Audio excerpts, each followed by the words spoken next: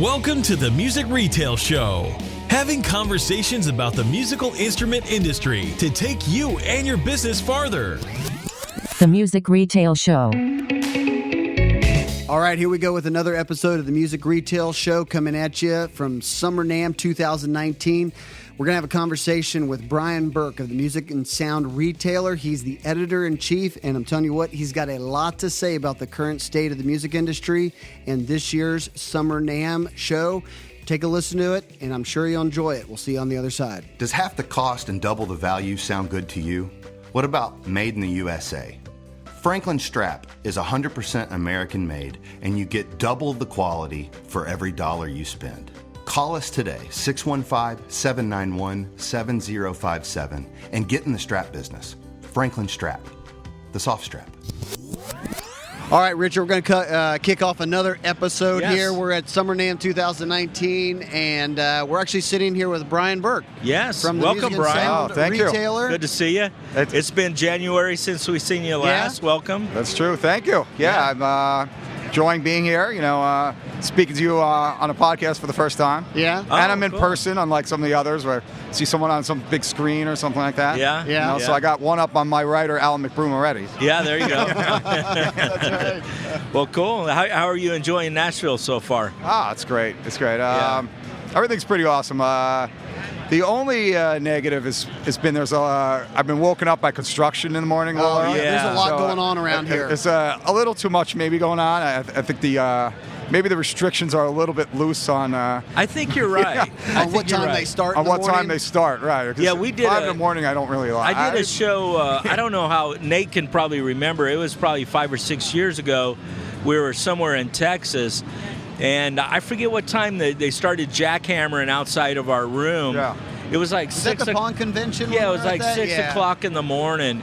I mean, right outside of our room. Yeah. So I understand what you're saying. It's like real distracting, especially about being on the floor and being tired. Yeah. You go and you want to sleep in and all this, and then you got all these noises. Something that was kind of funny that we noticed the other day is all the cranes. Mm-hmm. If you go out there and you look up and you see all the cranes because of all the building. Oh, yeah. Nashville's booming. It's crazy. It really is. Well, the growth is really impressive, and I think we're all going to benefit from that. Yeah, it's more just the hotels. process that it takes to get there. Because I was blocked off coming down to the convention center today from a big crane that even blocked off the street. So, it's that's okay. That's the only thing that's going on here. But there's good restaurants. Have you found good places to eat? I love the Standard. That's a really good place. A traditional I've never been steakhouse. there. Yeah, it's okay.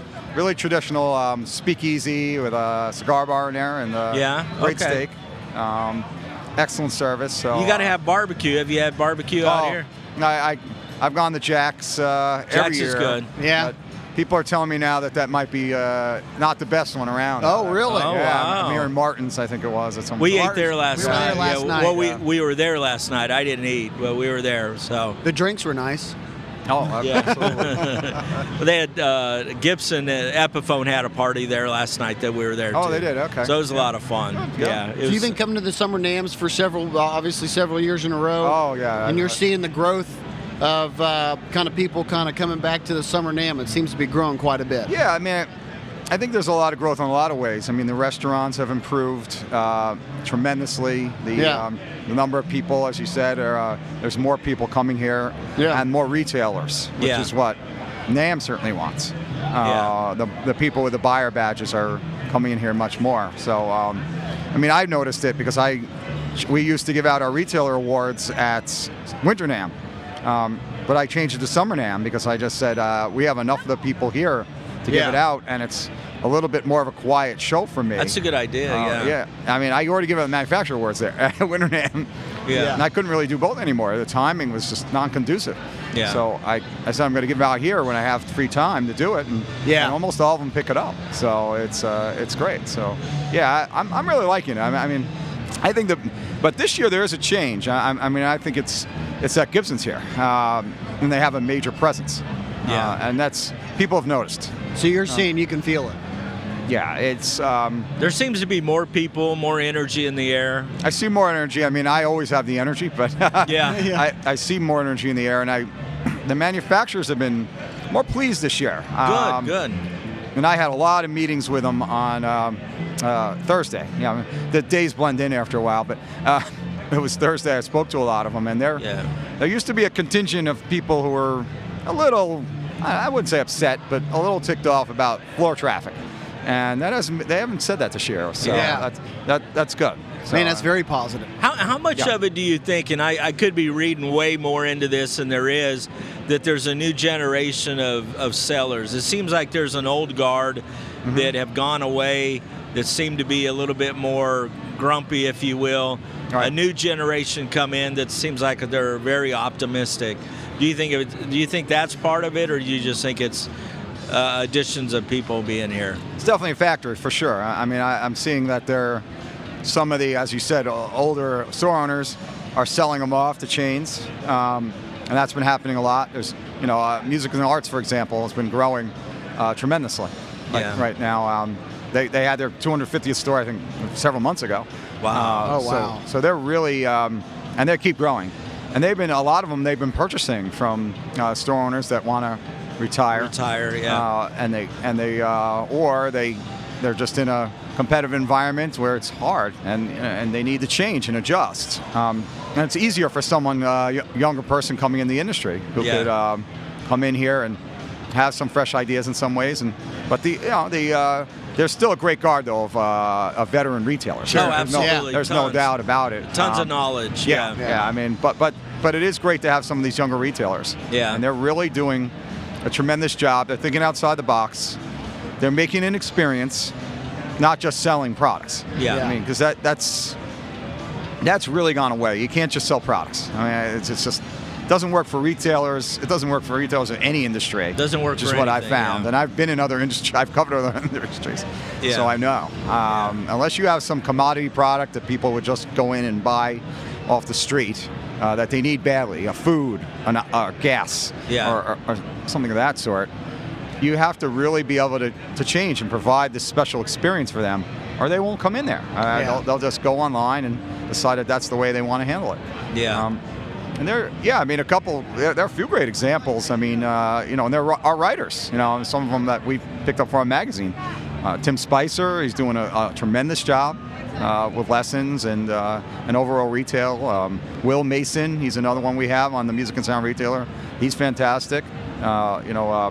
Kimberly Deverell and Robin Sassy over at San Diego Music Studio. They just won a big NAMM award last night. Really? Oh, really? Okay. Yeah. Well, congrats to them. Yeah, absolutely. Yeah, for making a difference. It's called. So these people are all younger, and they're really doing some tremendous stuff in our industry, and we're benefiting from it.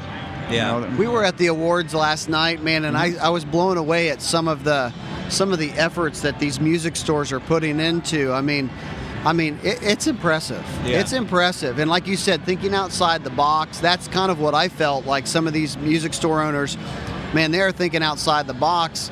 And I was also blown away that, man, some of these music stores that are doing really well, man, they had 50, 60, 70 employees at these stores. And, So teachers, lots of teachers. Lots of teachers. So it was really refreshing to see that, and it was really fun to watch some of the videos about the stores last night. So I think a lot of times in the industries we focus on the negative, but man, there's so much positive out there. There's so many good retailers, so many good manufacturers, so many good stores, employees. There's just a lot of good people in this industry, and it was good, like you said last night. Well, I think we were there probably for half of it.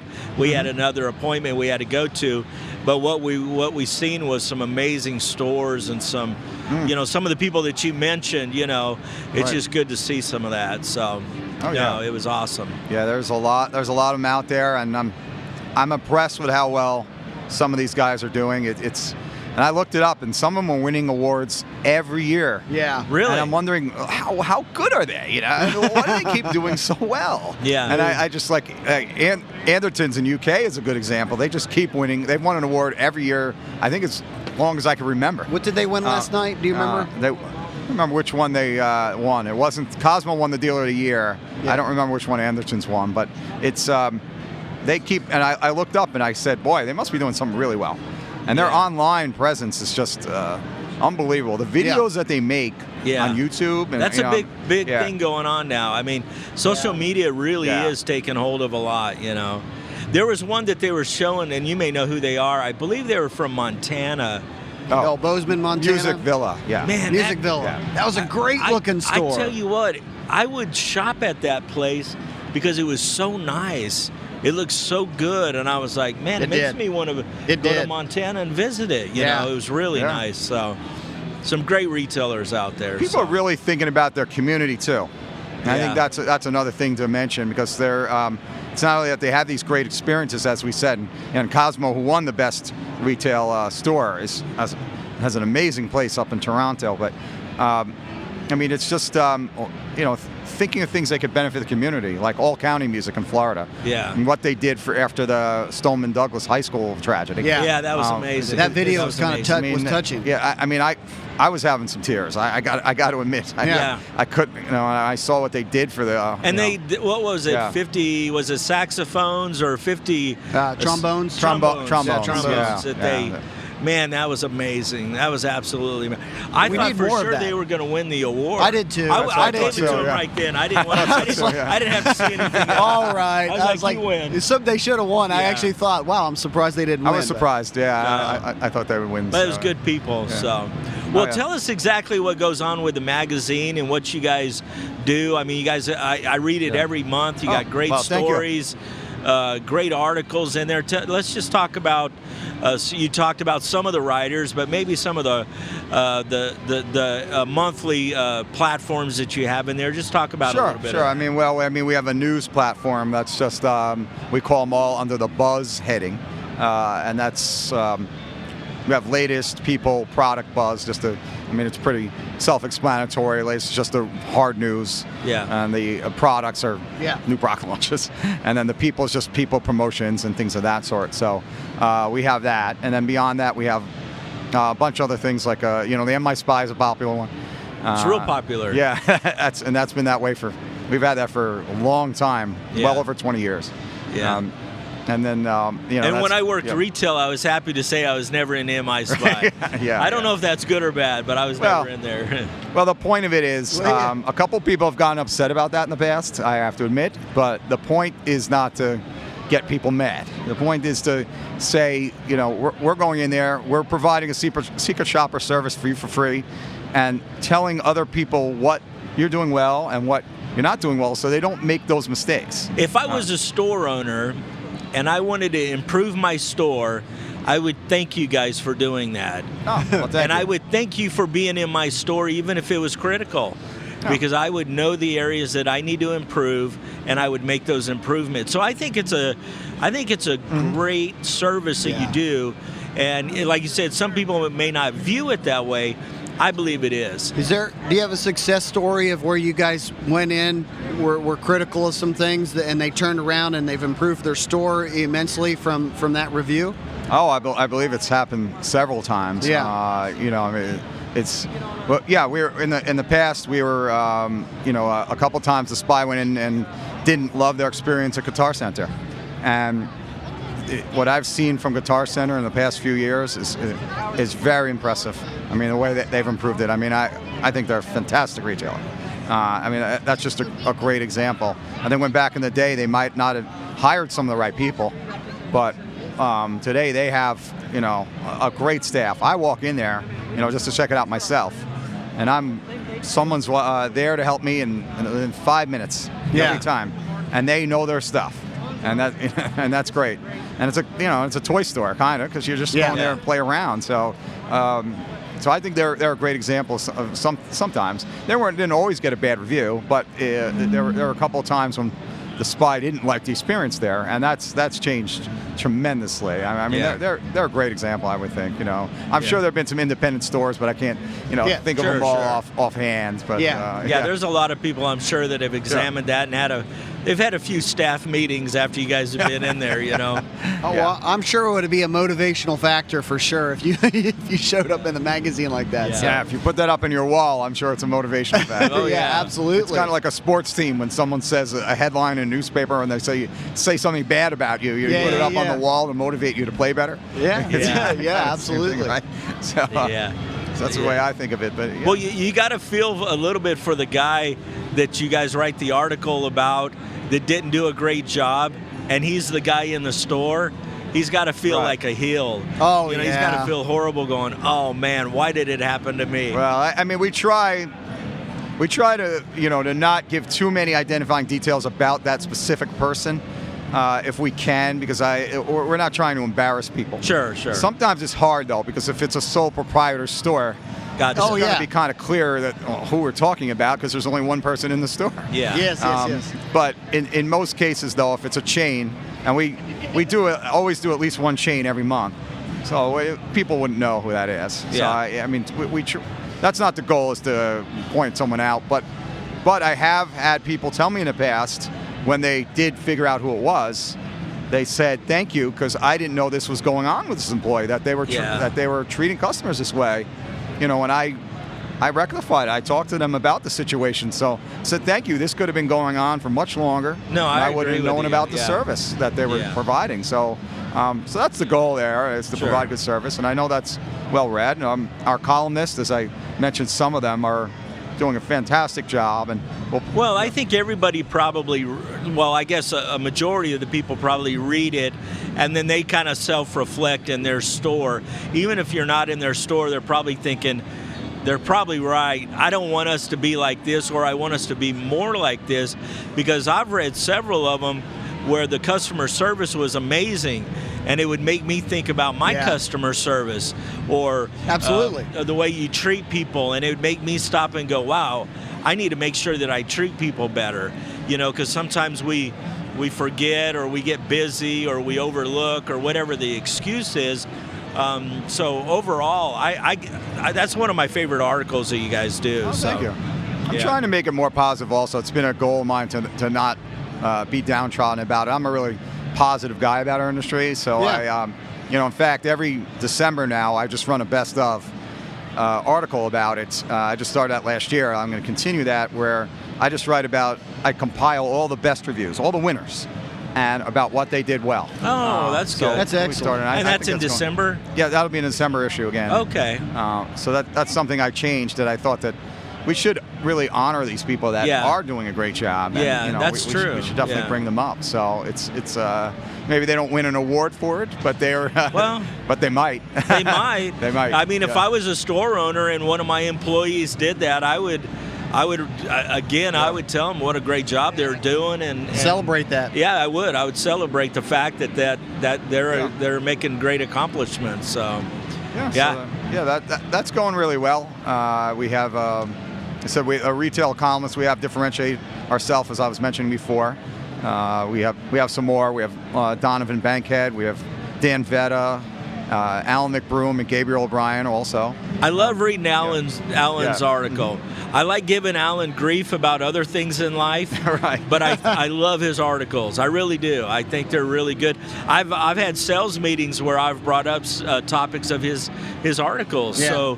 So they help us out a lot. I know that. So. We had a great conversation with him on the podcast. Yes, it was really good. Yeah, he's excellent. He's a really brilliant guy, and it shows up if you talk to him. You know how smart he is, and he does a tremendous job. I mean, I just saw people came up to our booth here at NAMM and said, I read Alan's articles and I identify with them, because I know I've been going through this same issue. Yeah, and that's what trade magazines are all about. That's what they're for. That's why I like hearing that, because that's what we're here for. I mean, we could be in a muck of just a million magazines, and let's face it, the publishing industry is not really growing well. Some magazines are going out of business or going online only. So we have to find ways to separate ourselves and innovate, and that's what I keep doing. Yeah, we're. That's why I've added some other things. I mean, we have other stalwarts, like our 5 minutes with the manufacturer interview we have every month. Is another thing, but I added something called the Final Note last year, where I kind of look at someone from a lighthearted point of view, a manufacturer executive, about their favorite song growing up, or their influences, or and we have a picture of them playing, or a childhood photo or something, because I want to get people to know who they are more behind about the company. That you just don't know, you just don't think it's just a big manufacturer.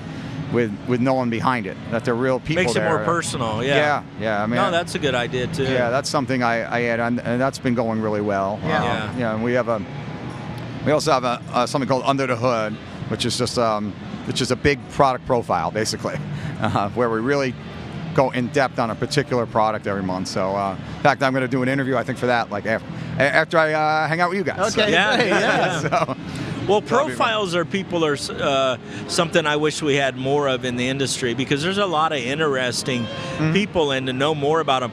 Years ago, even like MTV did, what was it, Behind the Music? Behind the Music. Right. That might have been whatever. VH1, but Or I don't VH1 know. But or whatever. one of those. One of them. But I always found those shows very interesting, because you get to learn more about people that you admire.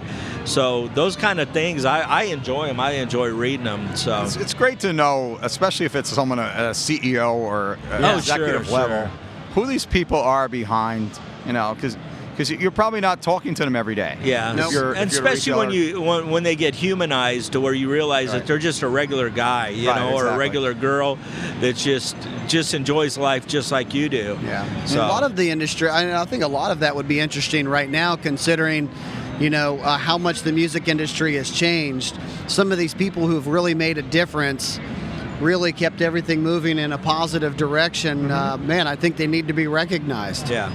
Oh, yeah. I mean, for example, we have Tom Sumner in this month, the Yamaha, president of Yamaha Yamaha Corp America. So I don't think people knew, who he is behind the scenes, that he, all of his influences, that he plays himself. And, in fact, I saw he's here at the show with his wife. I never met his wife before, and I've known him for years. So I got to talk to her for a little bit. I mean, you get to really know about some of these people, which is great. And they're great people. I mean, that's the thing in this industry above all others. And I've been in the convenience store industry. I've written for the drugstore industry, the health that was products probably industry. An exciting one right there. The drugstore industry. They're exciting, but they don't have the people we have. I'm not doing a story on the background of the CVS or Walgreens CEO.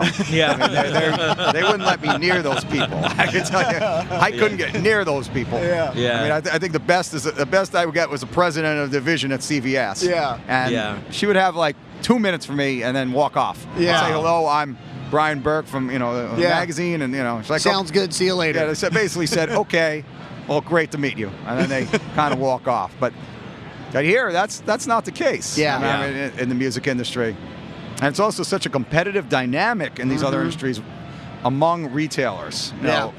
And in the music instrument industry, they talk to each other, they hang out together. They like each other. Yeah, they really do like each other. Yeah. It's amazing how many of them bounce around. Yeah. From one year they have this shirt on from this company, the next year they have another one on. I mean, it's a revolving door in here. Everybody stays in the community. Well, a bad idea is to burn bridges. You're right. Ever in the music instrument industry, I found, because no, you're dead right. If you ever do that, that person will end up at another company where, where they're more important in some way, or take on a different role. They'll be at CVS, right? Yeah. So you said Gibson was kind of a highlight, or a little bit of buzz in the air. What are some other highlights you're noticing this year that's going on here? I'm trying to look around more. I mean, I'm gonna do that more today. I think there are cool different things. There's something over here. I think it's around here on the back wall where you guys are. Fill the tip jar is an interesting thing. Yeah, it's right behind you. Yeah, it's right behind us. That's an interesting. I don't know what that is. Topic. Basically, it's a musician would have a lit up, tip jar that when someone puts in a tip, it lights up and it spits out your business card on it. So I think that's a different idea. I've heard a lot of people talk about it. Yeah, I think we need to put a tip jar here on the table. Or? I think so. Yeah, maybe you could get some. You could we'll get some tips this yourself. light with another light. You get some of your own tips. That would be good. No. I mean that's some pretty cool stuff. And then I just saw, from the manufacturers everyone knows, I've seen a bunch of new products. I mean, Fender has some great stuff out. I mean, when I was just there, so I got to see that. I will check out Gibson more, but they have a lot of guitars over there. I need to go back there and just go slowly through the booth, But they brought a lot of product, you know. Did you see they rolled out a Lincoln Brewster signature model? No, I did not see that. Oh, yeah. I need to go look at that. I always thought he was a Les Paul player, but anyways, that's besides the point. But that's a new one. I think they rolled it out like on Wednesday or Thursday, something. So yeah. For anyone who missed it, I'm going to try to do a bigger. I can't even get in our August issue because there's so much good material. But J.C. Curley had a really great interview yesterday. He gave a speech for the NAMM YP. Yeah, young I was going professionals. to come to that. Yeah. I was trying to come to that. Yeah. It's real good stuff. I mean, what he had to say was just, he gets it. I mean, I guess that's the best way of saying it. Where beforehand, Gibson was in different hands, and it went declared bankruptcy. This guy knows what he's doing. And it's going to come out, and I think they're definitely going to be a great force to reckon with in the future. And they always record those, so I bet we can go online and see them. So I need to do that. I'm sure you can. I missed that one. Yeah.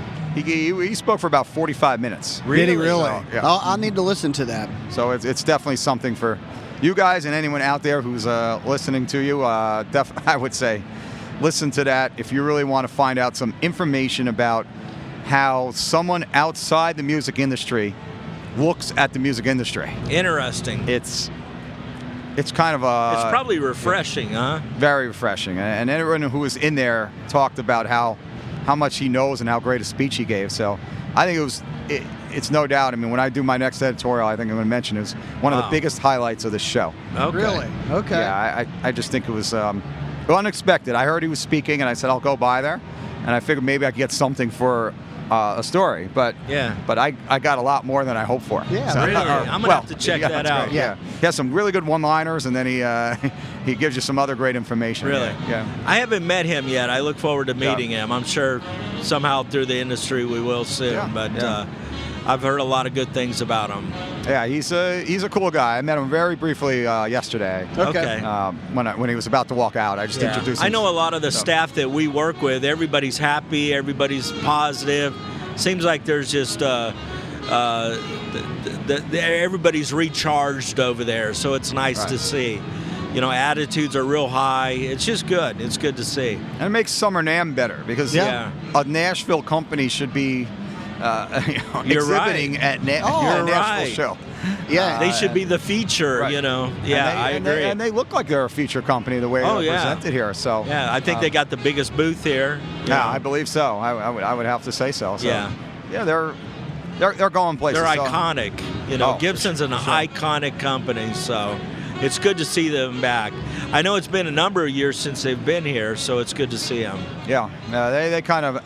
Even the Winter NAMM show they missed a couple of years ago, I remember, then decided to go to the CES show instead. Yeah, So that was an interesting decision. That was an interesting decision.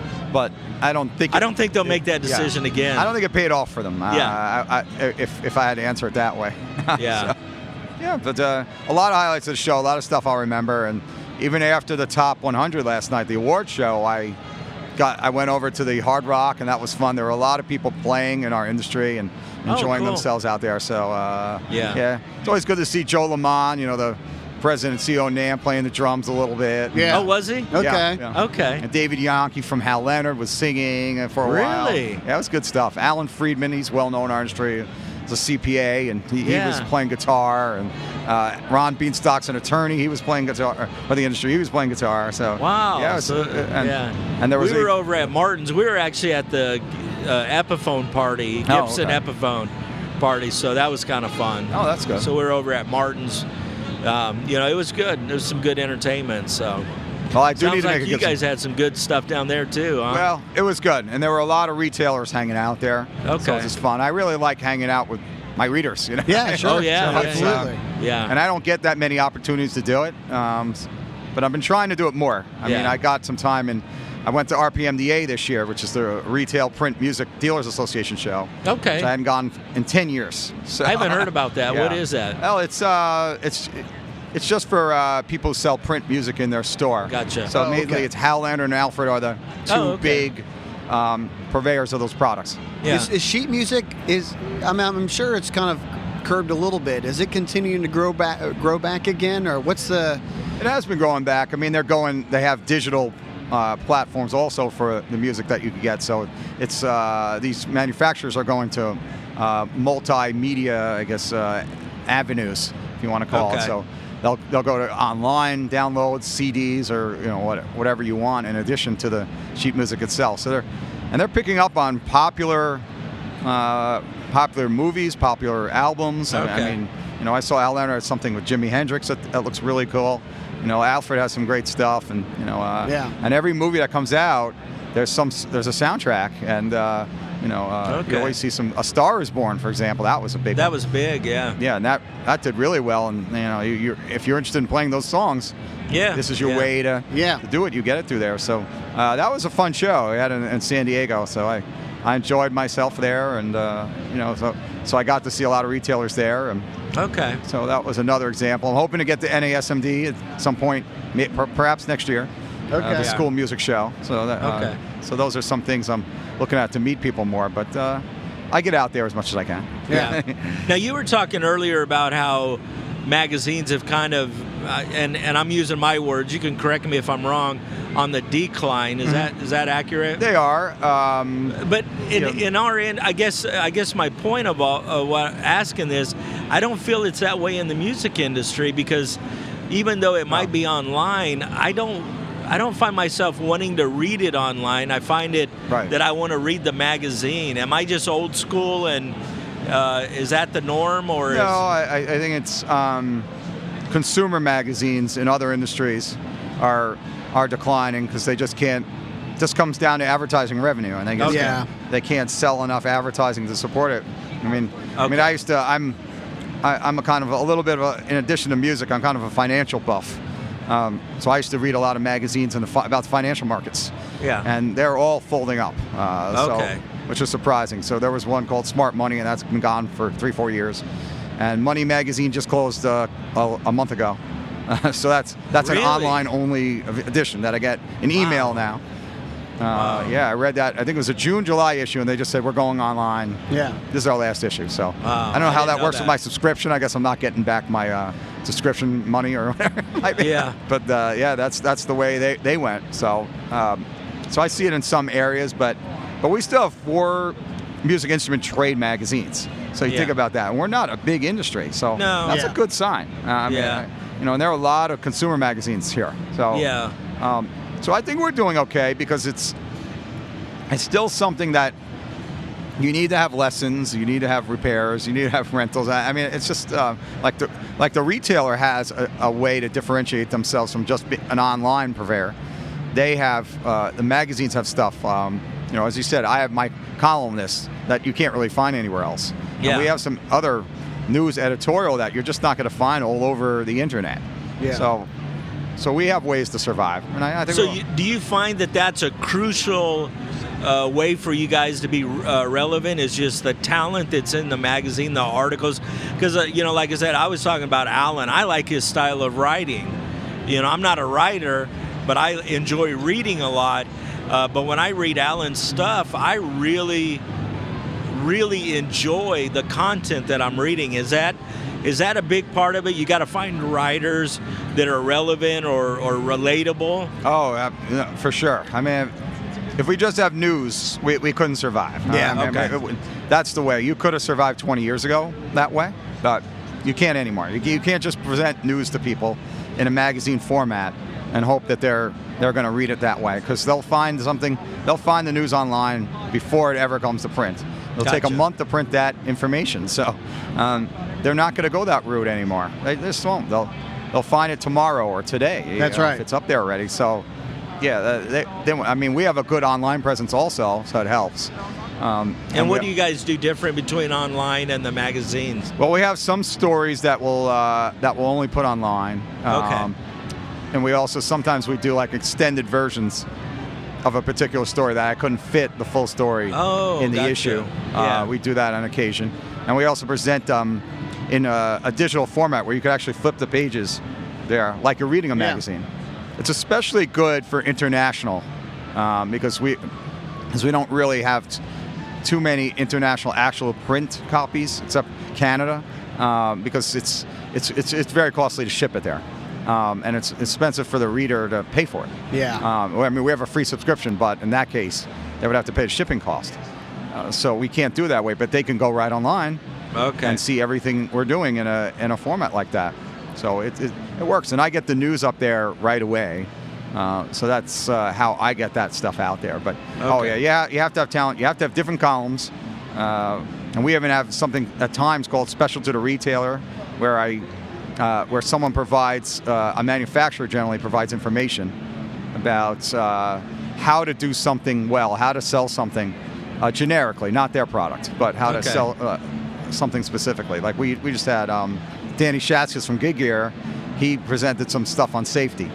We just had three articles about that, which you're not going to find everywhere else, or anywhere else. Safety in the music industry. So it's a topic that I said, go do it. We don't cover that.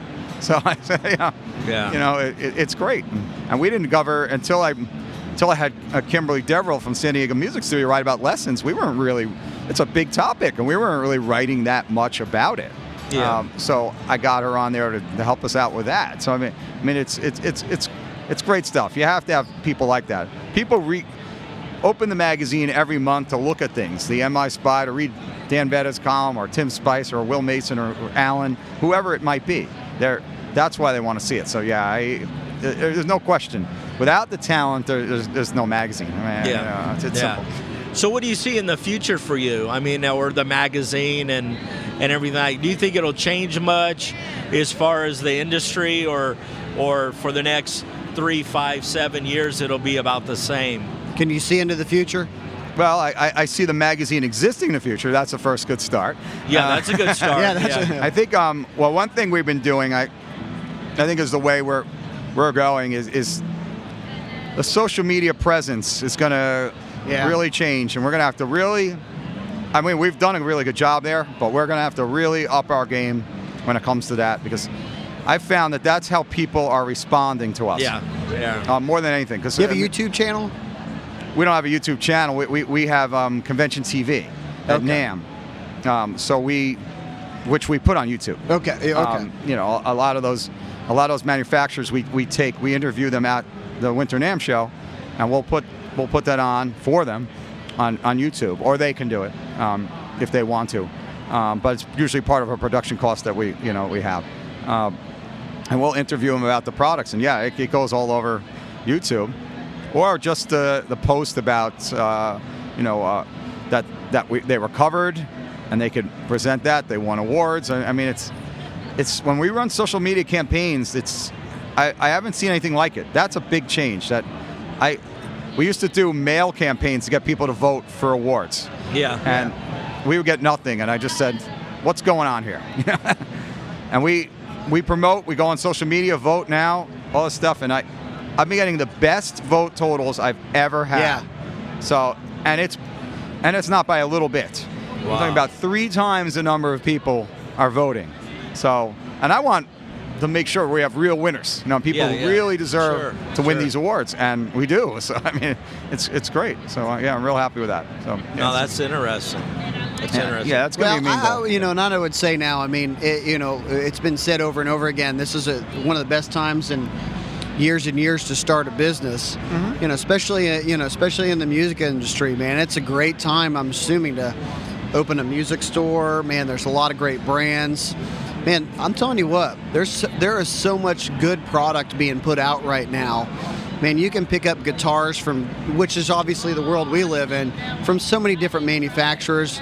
And man, there's such a good high quality going on. So I see it being positive going into the future for the next 5 to 10 years at least. That, man, this industry seems like it's going to thrive extremely well. Yeah, I think you're absolutely right. There's so many good companies that not everyone's even going to survive. But that's a sign that the competition is tremendous, which is good. The stuff we're coming out with is great. I think the only real challenge we have is that we need more people to play music. I mean, that's really the issue. There's just not enough people. I mean, the latest data I saw was about 10% of Americans play music. I mean, it's not really a high number. if you're saying 1 out of every 10 people do something, that's the number, huh? That's the latest number I saw. It might have been updated a little, changed slightly, but yeah, I mean, it's now the numbers are improving because we've seen guitar sales go up, and in the last couple of years, according to the MI sales track data that I received. So that's exciting. Yeah, but we still have to get more people to play. It's what Joe Lamont and NAMM calls the more to start, fewer to quit. The MSFQ, if you want a cool acronym that he uses. Yeah. So I'll try to remember that. I mean, that's the issue. How do we get people to do that? Because I can tell you, I have young kids, and my 3-year-old isn't old enough to do anything except play harmonica, which he's actually pretty good at. Yeah. But I have a 7-year-old, and I could already see. I tried him. I tried to have him at a Bach to Rock camp, and he just told me how hard everything was. That he didn't like it because he didn't progress quickly enough. Yeah. And how hard it is to play music instruments. And if people think that way, I try to convince them that's not the case. But you got to practice. Like he just loves playing sports, but I said you have to practice the sports also. And then his kind of response is, no, I know everything, I'm good. But but he's a 7-year-old, so what would you expect? But if kids like that, though, think that it's too hard to play instruments, that's concerning. That's scary, yeah. I mean, and that's the one thing I am worried about. But I think, as you said, the products out there are awesome. I mean, and they're just getting better. Yeah. The technology gets better, and the number of manufacturers producing great stuff, it's like wow, I see it. It makes it hard for me sometimes to pick the products that go in our product section. Yeah. I can tell you that, because there's so many good companies coming out with stuff. Yeah. But it's that getting people to play. But there's another side to that, though. And that's that even if you can't play, you could have a good career in the music industry doing something else, even if you're not going to be a superstar, which, let's face it, most of us are not. Yeah. So you could still do other things like work for these manufacturers in many ways. Yeah. You work as a DJ. I mean, there are plenty of options for you. So I mean, that's something we've tried to mention in the magazine before, to get young kids to do those things. So how do we get young kids more interested in, or it could be Weekend Warriors coming back too, but how are these guys going to become interested in playing music? And I think that's the biggest challenge we're going to have moving forward, beyond any massive recession or geopolitical problem. I mean, that's obviously that would be a concern. I mean, if we had a recession again that's of a scale like we had 10 years ago, it's going to hit our industry hard, because we're a luxury item for a lot of people. You're right. People don't have to play guitar. Right. They don't have to have an instrument, Now, I think some people still would buy it because they think of it as a long-term investment you could have the rest of your life, and it's something they can do that isn't some short-term solution like buying a new iPhone or buying a TV that when they replace it, I mean, I get a new TV and then it's like, first it was a 1080p high definition was great. Then it's a 4K. Now it's an 8K. And that's right. OLED. Just like these technologies. I need a new TV. That's right. So, I'm shooting for a 75-inch TV. That's my next one. Oh, geez. That's crazy. Well, I kind of like the one. I saw one that when it turns off, it becomes a piece of artwork. That thing looks really cool. Now, what is that? I don't know about that. I think it was from. Trying to think of some Samsung, I believe. Yeah, it literally turned into a painting. It turns into a painting. So it looks like artwork on your wall. Yeah, on your wall when you turn it off. Yeah, bezels look like a frame. Right, it actually looks like a painting. Wow, that's pretty neat. Yeah, I saw Amazon they had that Prime Day recently. Yeah, and they lowered it to about $1,800. It's still a little above my price range, but yeah. So you only got 2 of them, huh? Yeah, well, right. Well, hey, real fast, what you're saying, do you think that some of the contribution to people not sticking, younger people not sticking with it, do you think back in the day when we were younger and we were playing instruments, there was a motivational factor? Like, like you wanted to learn how to play guitar because you had some people around you playing in bands, or you watched Billy Gibbons play the guitar and you're like, I've got to be that because that's so cool.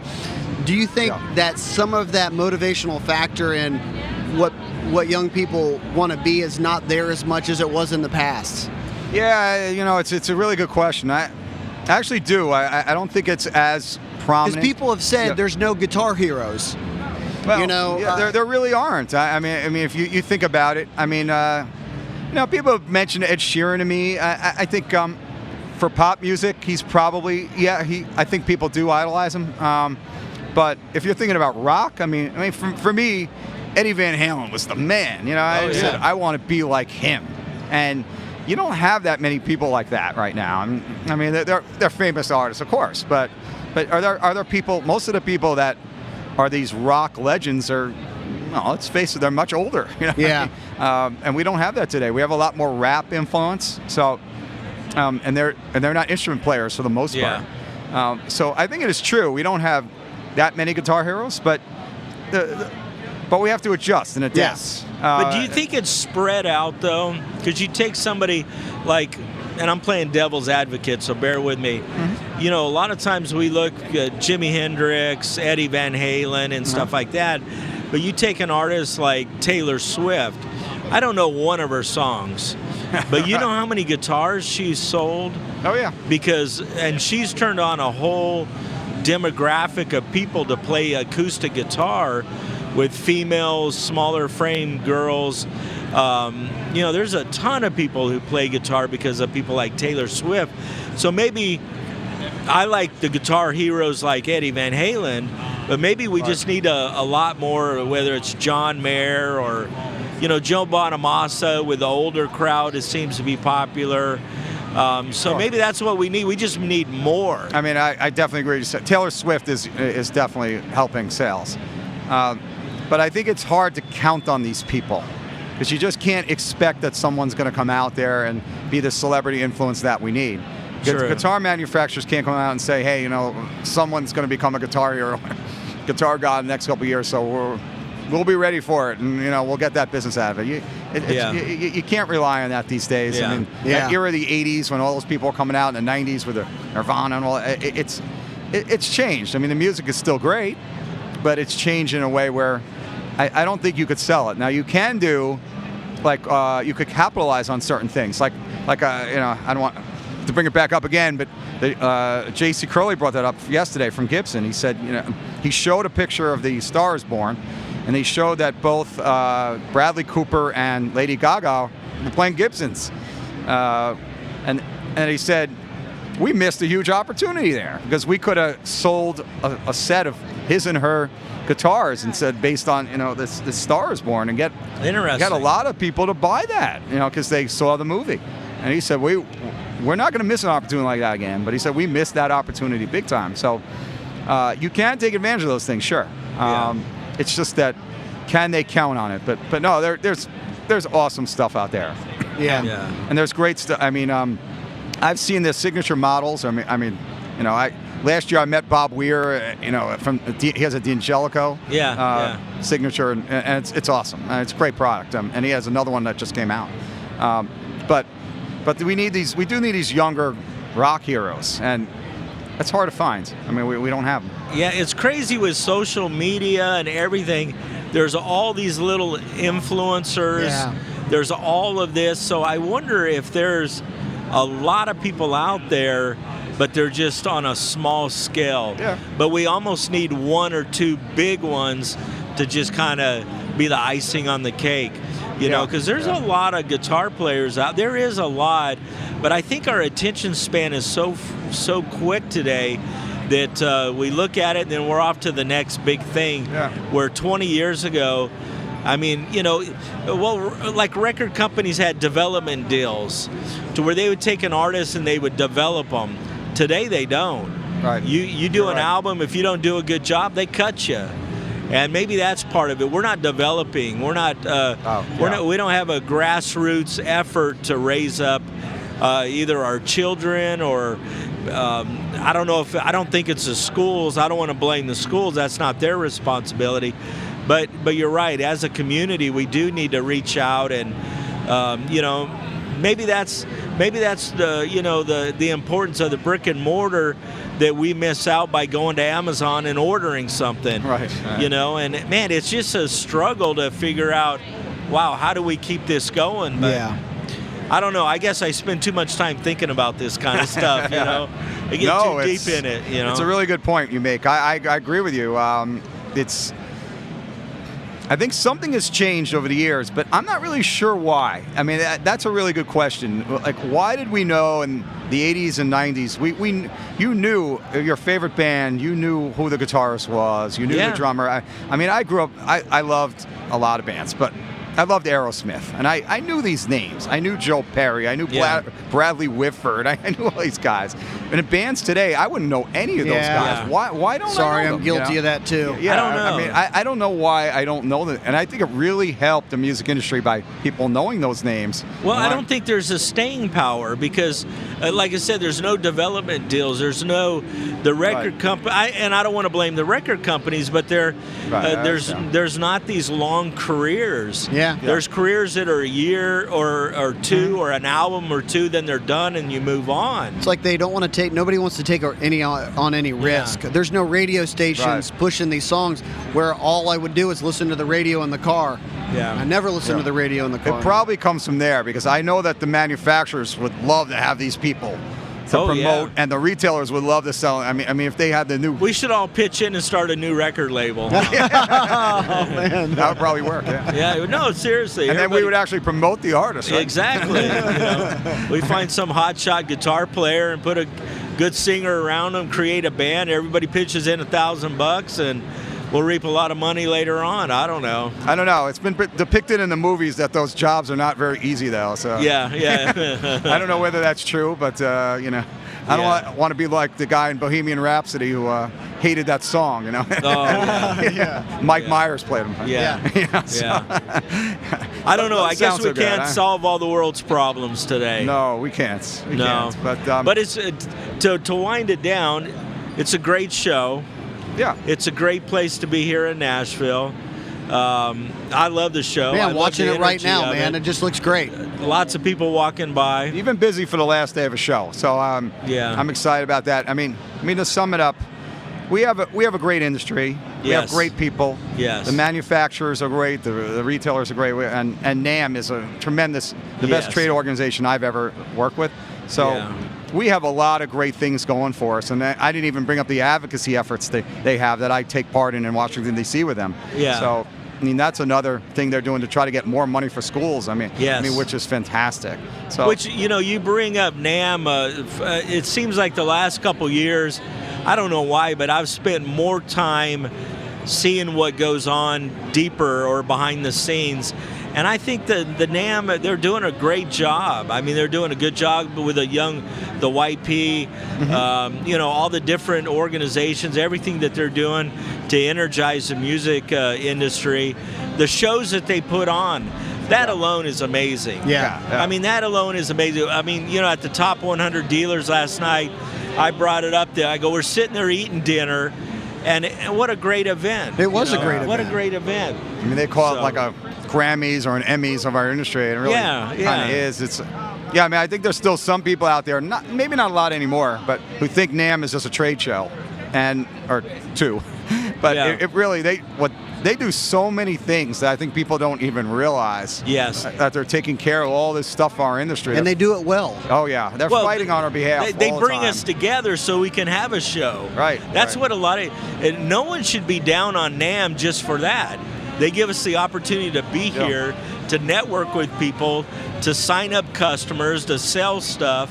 That alone is enough to say NAMM is the greatest organization out there. So I love them. So there's no doubt. Of every trade organization that I've worked with, they're the best, and the staff they have is so friendly and so great to me. They take care of me all the time as a member of the media, and they don't need to do that, but they do it all the time for me. They're just anything I want, basically.